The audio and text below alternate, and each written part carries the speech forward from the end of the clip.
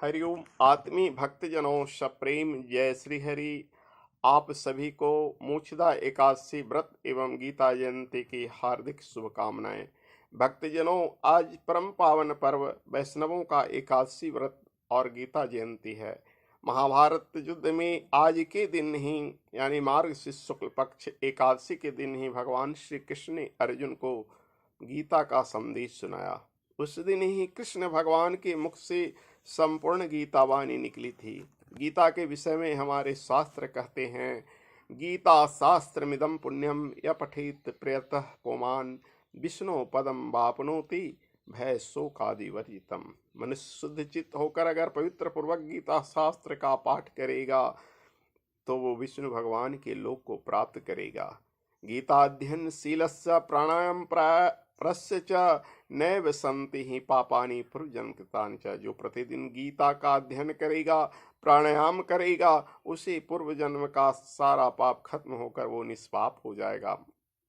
मल निर्मोचनम पूषाम जल स्नानम दिने दिने सदगीताम स्नानम संसार माल मल संसार मल नाशनम। जो मनुष्य जल में रोज स्नान करता है और केवल शारीरिक मल का नाश करता है, लेकिन जो मनुष्य गीता रूपी ज्ञान के जल में स्नान करता है वो इस संसार रूपी मल को नष्ट कर देता है। गीता सुगीता कर्तव्य किमने शास्त्र विस्तर या स्वयं पद्मनाभस्य मुख पद्मान निश्चिता।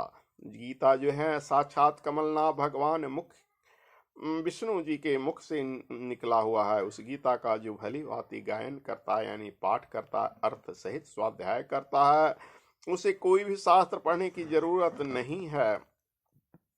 गीता गंगोदकम पीत्वा पुनर्जन्म न विद्यते भारतामृतम सर्वस्व विष्णु वक्त्रादि निश्चितम। गीता गंगोदकम पीत्वा पुनर्जन्म न विद्यते जो महाभारत के अमृतोपम सार है, जो भगवान कृष्ण के मुख से निकली हुई है, उस गीता रूपी गंगा जल का जो पान करता है, पी लेता है, उसे फिर इस संसार में जन्म लेना नहीं पड़ता है।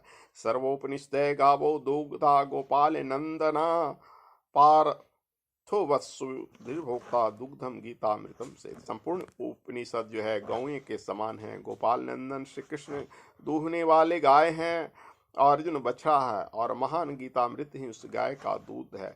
जो शुद्ध बुद्धि वाला श्रेष्ठ मनुष्य इसका पान करता है वो इस संसार में नहीं आता है। इसलिए आज का एकादशी मोक्षदा एकादशी है। एकम शास्त्रम देव की पुत्र गीतम एको देवो देव की पुत्र एवं एको मंत्रस्त नामानि कर्मापिकृतस्य देवस्य सेवा। देव की नंदन भगवान श्री कृष्ण का कहा हुआ गीता शास्त्र ही एकमात्र उत्तम ग्रंथ है। भगवान देव की नंदन ही एकमात्र महान देवता हैं। उनके नाम ही एकमात्र मंत्र है और उस भगवान की सेवा ही एकमात्र कर्तव्य है। इसलिए आप सभी मनुष्य को गीता जैसे महान ग्रंथ का पारायण प्रतिदिन करना चाहिए।